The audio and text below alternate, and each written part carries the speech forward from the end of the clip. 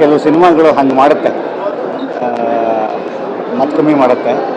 ಯಾಕಂತಂದರೆ ಸ್ಕ್ರೀನಿನ ಮೊದಲನೇ ಫ್ರೇಮಿಂದ ಕೊನೆಯ ಫ್ರೇಮ್ ತನಕನೂ ಕೂಡ ಕಥೆಯನ್ನು ಇಟ್ಕೊಂಡು ಆಡಿಯನ್ಸನ್ನೇ ತಲೆಯಲ್ಲಿ ಇಟ್ಕೊಂಡು ಮಾಡಿದಂಥ ಸ್ಕ್ರಿಪ್ಟು, ಮಾಡಿದಂಥ ಸಿನಿಮಾ ಅಂತ ಅನ್ನೋದಕ್ಕೆ ನಾನು ಇವ್ರಿಗೆ ಆವಾಗಲೇ ಹೇಳ್ತಾ ಇದ್ದೆ, ಸಿನಿಮಾದ 3ನೇ 4ನೇ ಸೀನಿಂದಾನೇ ನೆಕ್ಸ್ಟ್ ಏನಾಗುತ್ತೆ ಅಂತ ಈ ಥರದ್ದು ಭಾಳ ಅಪರೂಪದ ಕಥೆಗಳು.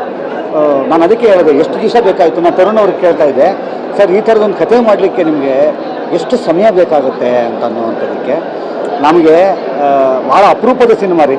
ನನಗಂತೂ ಈ ಥರದ ಸಿನಿಮಾಗಳನ್ನು ನಾವು ಯೂಶ್ವಲಿ ಅಲ್ಲಿ ಬಂದಿದೆಯಂತೆ, ಹಿಂಗೆ ಬಂದಿದೆಯಂತೆ ಅಂತ ರೆಕಮೆಂಡೇಷನ್ಸನ್ನು ನಾವು ನೋಡ್ತಾ ಇದ್ವಿ. ಇವತ್ತು ಈ ಥರದೊಂದು ಸಿನಿಮಾ ನಮ್ಮಲ್ಲಾಗಿದೆ. ನಾವು ಈ ಥರ ಸಿನಿಮಾಗಳನ್ನು ರೆಕಮೆಂಡ್ ಮಾಡೋವಂಥ ಸಿನಿಮಾ ಅಂತಂದರೆ ಈ ಜಾನರ್ ಅಂತ ಹೇಳ್ತಾ ಇರುವಂಥದ್ದು. ಈ ಜಾನರ್ ತುಂಬ ಹೊಸ, ಅದನ್ನು ಟ್ರೈ ಮಾಡಿದಂಥ ಈ ತಂಡಕ್ಕೆ ಸೇರಿರೋ ಕ್ರೆಡಿಟ್ಸ್ ಅದು.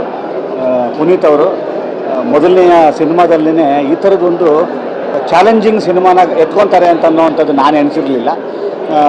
ನಾನು ಅದು ಆ್ಯಕ್ಟರ್ಸ್ಗೂ ನಾನು ಅದನ್ನೇ ಹೇಳಿದ್ದು, ಒಂದು 5-6 ವರ್ಷ ಆದ ನಂತರ ಆ್ಯಕ್ಟರ್ ಆಗಿ ಸೀಸನ್ಡ್ ಆದಮೇಲೆ ಸಿಕ್ಕಾಗ ಒಂದು ಪಾತ್ರವನ್ನು ಅವರು ಮೊದಲನೇ ಸಿನಿಮಾದಲ್ಲೇ ಮಾಡಿರುವಂಥದ್ದು.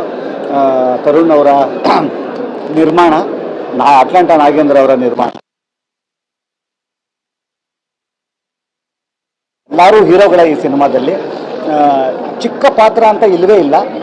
ಚಿಕ್ಕ ಪಾತ್ರವನ್ನು ಕೂಡ ಅದು ಸ್ಕ್ರೀನಿನ ಸ್ಪೇಸಲ್ಲಿ ಚಿಕ್ಕದಾಗಿರುತ್ತೆ ವಿನಃ ಅದರ ಮೌಲ್ಯದಲ್ಲಿ ಯಾವುದೂ ಕೂಡ ಚಿಕ್ಕದಲ್ಲ, ದೊಡ್ಡದಲ್ಲ. ರಾಣಾ ಅವರು ಮತ್ತು ಪ್ರಿಯಾಂಕ್ ಅವರಾಗಿರ್ಬೋದು.